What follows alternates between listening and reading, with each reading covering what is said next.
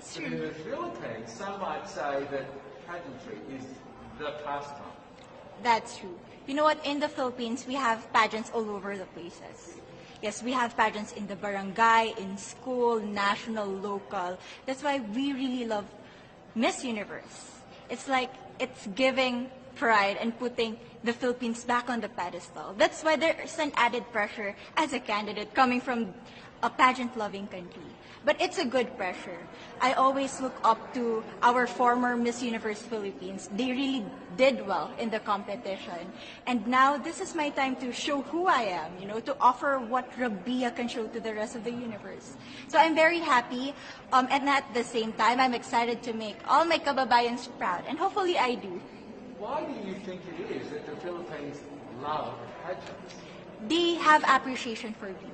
We do love pageant because we used to think that we wanted to be included in the world.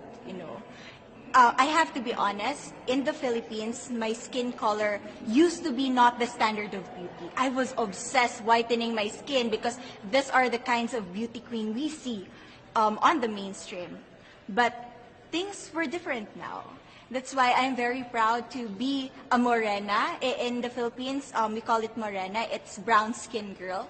And to be able to represent, my color, my identity as a true Filipina. Tell me about your journey to being crowned Miss Philippines. In a world that, in a country, I should say, that loves pageants. That must have been a very intense process. Tell me about, your journey to being Miss Philippines. Well, my journey was crazy. You know what? I started to be a dark horse. Nobody noticed me. Nobody knows I was in the competition up until the preliminary and the coronation comments. Of course, there were people who didn't expect me to do well, who think that I cheated. That's why I need to redeem myself in Miss Universe. I really need to do well in this competition. And the thing is, I love pressure. I love criticism. I get better every day with that.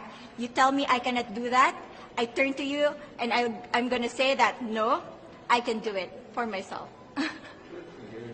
So how does it feel then to be on the global stage? How do you feel to be here in this moment, right now? It's crazy, but I'm overwhelmed with the support, not just from the Filipino community, but also from Thailand, Latin countries who do appreciate me as a candidate, as a person. It motivates me that I am beautiful. I can offer so much in this world. And when somebody believes in you, it gives you that extra energy to really do well and perform well.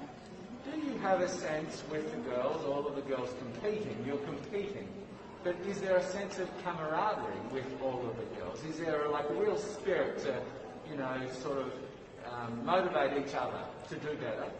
You know what? I have a different idea about Miss Universe. I thought it's going to be very competitive, in a healthy way, well, of course. But now I can see every girl helping each other, from fixing those hairs, from trying to zip up those outfits. It speaks of the closeness and the kind of camaraderie that we want to have. The goal of Miss Universe is not just to crown one girl, but also to build a genuine and long-lasting friendships among us. Would you say within the Miss Universe world, the contestants, is there a sisterhood? Are you sisters?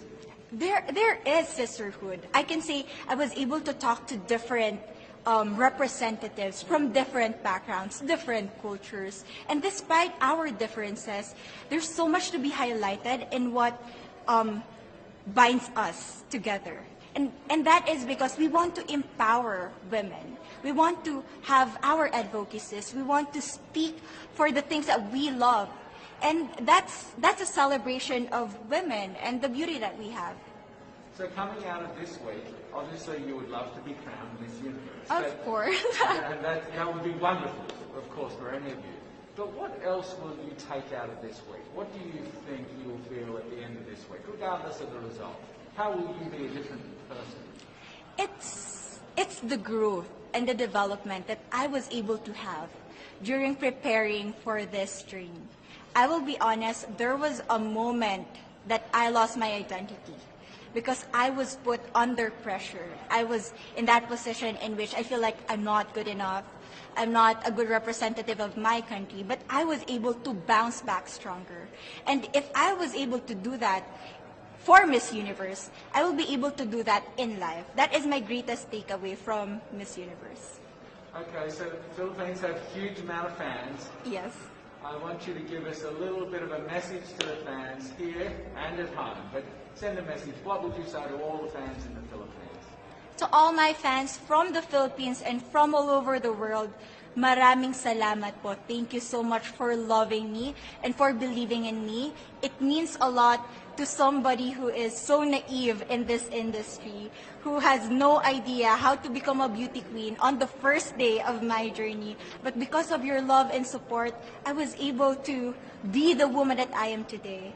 And regardless of the result, I may or I may not win the crown, but one thing is for sure, I'm gonna make you all proud.